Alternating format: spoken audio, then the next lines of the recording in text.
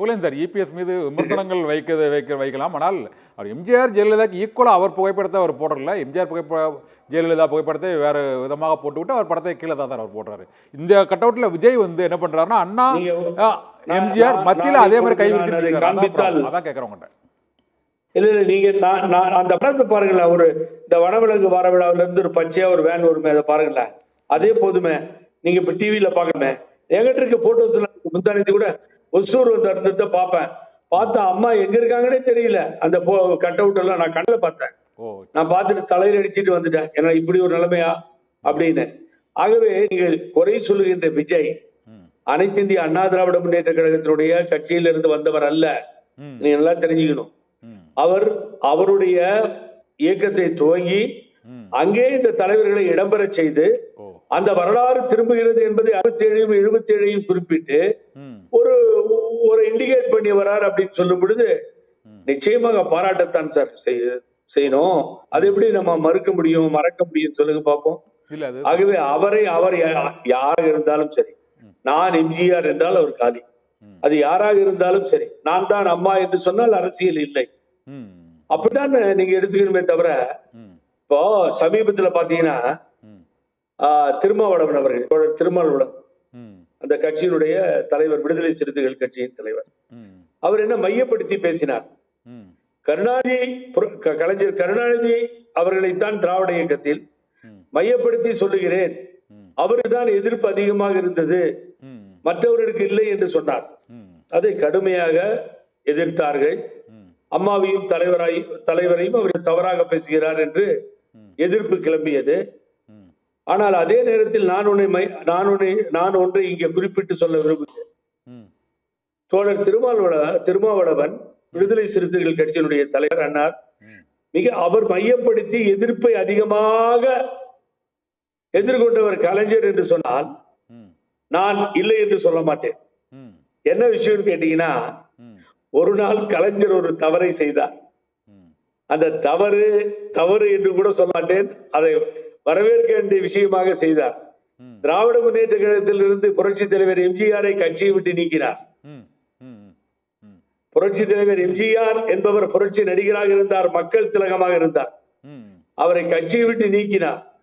அந்த நீக்கியதனுடைய விளைவுதான், எதிரொலிதான், அதனுடைய பிரதிபலிப்பு தான் அனைத்து இந்திய அண்ணா திராவிட முன்னேற்ற கழகம் என்கின்ற மாபெரும் இயக்கம் உருவாயிற்று.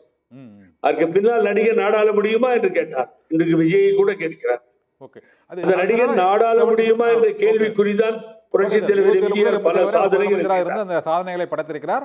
அந்த வழியில் அதிமுக பயணித்துக் கொண்டிருக்கிறது. நான் என்ன கேட்கிறேன்னா, எம்ஜிஆர் ஓட்டு அப்படியே போயிருமா சார்? எம்ஜிஆர் படத்தை போட்டதுனால இப்ப ஏடிஎம்கே ஓட்டு விஜய்க்கு போயிருமா? இந்த மதுரை மாநாட்டில் அவர் மையப்படுத்திருக்கிறது 2 பேர், அண்ணா எம்ஜிஆர் தான் இந்த மாநாட்டின் முகப்பின் மேலே உச்சியில் வைத்திருக்கிறார். அதற்கு முன்பு அவர் வந்து பெரியார், திராவிட இயக்கத்தின் அடையாளமாக, அப்புறம் தேசிய இயக்கத்தின் அடையாளமாக காமராஜர், அதன் பின்னர் அம்பேத்கர், அந்த தாழ்த்தப்பட்டவர்களின் தலைவராக அம்பேத்கர் படம், அதன் பின்னர் வேலுநாச்சியார், அப்புறம் அஞ்சலை அம்மாள் என்று, அதன் பின்னர் சேர சோழ பாண்டியர்கள் என ஒரு பெரிய ஒரு பலரச கலவை போல அந்த கட்சியோட கொள்கை தலைவர்கள் இருந்த சூழ்நிலையில் புதுசாக இன்னும் 2 பேர் சேர்த்துக்கிட்டாங்களா சார்? நீ கட்சியில் தமிழ்நாட்டில் உள்ள எல்லா கட்சி தலைவர்களையும் விஜய் முன்னிலைப்படுத்தி அவர் அரசியல் படுத்துவது சரியா? அதான் என்னோட கேள்வி. இல்லை, ஒரு நிமிஷம், ஒரே செகண்ட். நாங்க கம்ப்ளீட் பண்ண விடலை என்ன, நீங்க சக்குன்னு ஜம்ப் ஆயிட்டீங்க.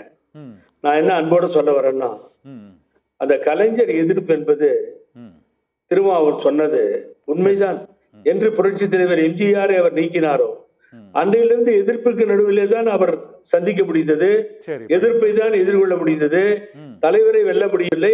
பின்னால் அம்மா வந்த பின்னால் மாறி மாறி இந்த 58 ஆண்டு காலம் திராவிட இயக்கங்கள் தொடர்ந்திருந்தது. மையப்புள்ளி படுத்தியதும் எதிர்ப்பை சம்பாதித்ததும் புரட்சி தலைவர் எம்ஜிஆரை கட்சியிலிருந்து நீக்கிய பின்னால். அதற்கு பின்னால் திரும்ப அவர்கள் மிக தெளிவாக சொன்னார், நான் அம்மாவையும் தலைவரையும் தவறா பேசல, அவர்களை பேசுகின்ற அளவிற்கு நான் தலைவர் அல்ல, தவறு இருந்தால் மன்னிப்பு கேட்கிறேன். ஆனா இங்கேயே இருந்துகிட்டு அம்மாவால் அமைச்சராக்கப்பட்டு, அம்மாவால் எம்எல்ஏ ஆக்கப்பட்டு, அம்மாவால் தலைவராக்கப்பட்டு, அரசியலிலே அனாதையாக இருந்தவர்கள், அடையாளம் காட்டப்பட்டவர்கள் வரலாற்று படை செய்து விட்டார் அம்மா என்றார்கள். நீ நினைச்சு பாருங்க எப்படி மாறுது. இப்ப உங்க கேள்விக்கு நான் வந்துட்டேன். இப்ப நீங்க என்ன சொல்றீங்க? அந்த ஸ்டேஜ்ல பெருந்தகை அண்ணா படம் ம். தந்தை பெரியார் படம், ம். வரலாற்று சிறப்பு வீராங்கனை அஞ்சலை படம், ம். சேர சோழ பாண்டியர்கள் படம், ம். இதெல்லாம் இடம்பெற்றிருக்கிறது. தந்தை பெரியார் படம் சரியாகத்தான் செய்திருக்கிறார். ம். இந்த நாட்டு மக்கள் ஏன் அண்ணல் கம்யூனிஸ்ட் கட்சி தலைவர் மட்டும் அம்பேத்கர் வைக்கல சார்? யாரையா சார் எல்லாத்தையுமே வச்சுட்டாரு. நாட்டு திராவிடம், தமிழ் தேசியம் எல்லாமே வச்சுட்டாரு. கம்யூனிஸ்ட் தலைவர் சார், ஒருத்தர் வைக்கலையா? உங்களுக்கு நான் உங்களுக்கு வரலாற்றை திருப்பி தருகிறேன். ம். சொல்லுங்க சார். என்னுடைய குருநாதர் பேரறிஞர் பெருந்தகை அண்ணா, ம். என்னுடைய தலைவர் காமராஜர் என்று சொல்லியது புரட்சி தலைவர் எம்ஜிஆர் அவர்கள். ம். என்னுடைய தலைவர் காமராஜர் என்றார், விஜய் சொல்றாரு சார். என்னுடைய குருநாதர் அண்ணா என்றார். ம். சொன்னாரா இல்லையா? ம். தலைவர் சொன்னாரா இல்லையா? சொல்லுங்க பாப்போம் நீங்க. ம். ஆகவே இந்த தமிழகம், ம். இந்த உலக பூமி உள்ளவரை ம். பேரறிஞர் அண்ணாவை மறக்க முடியாது. ம். ஆட்சி கட்டிலே அமர்த்தியவர். தந்தை பெரியார் உயிரோட்டமாக இருந்து தேர்தலிலே நிற்காமலேயே திராவிடத்தை, இந்த சீர்திருத்த கொள்கைகளை பரப்பியவர். ம். சோ பெருந்தலைவர் காமராஜர் என்கின்ற ஒரு மாபெரும் தலைவர், அவருக்கு நிகராக ஒரு தலைவர். இப்படிப்பட்ட தலைவர்கள் எப்படி ஒண்ணுமே இல்லாமல், எதையுமே அனுபவிக்காமல், நாட்டு மக்களே தனது உயிர் என்று சொல்லி வாழ்ந்தவர் பெருந்தலைவர் காமராஜர். அப்படிப்பட்ட பெருந்தலைவர் காமராஜர் படத்தை வைக்கும் பொழுது நாம் பெருமைப்படுகிறோம். சரி. அதிகமாக தலைவரையும் அம்மாவையும் கொண்டாடும் பொழுது நாம் வரவேற்கிறோம். ஆகவே இங்க இந்த பாயிண்ட்டுக்கு நீங்க வரணும். உங்க தலைப்புக்கு திமுகவா தாவேகான் தான் போய் முடியும்னு நான் அன்னைக்கும் சொன்னேன். கண்ணன் சாருக்கு நான் இன்னைக்கும் சொல்றேன். இங்கே அனைத்து இந்திய அண்ணா திராவிட முன்னேற்ற கழகம் என்கின்ற பெயரிலே எடப்பாடி பழனிசாமி தலைமையிலே இருக்கின்ற இந்த அணி காணாமல் போய்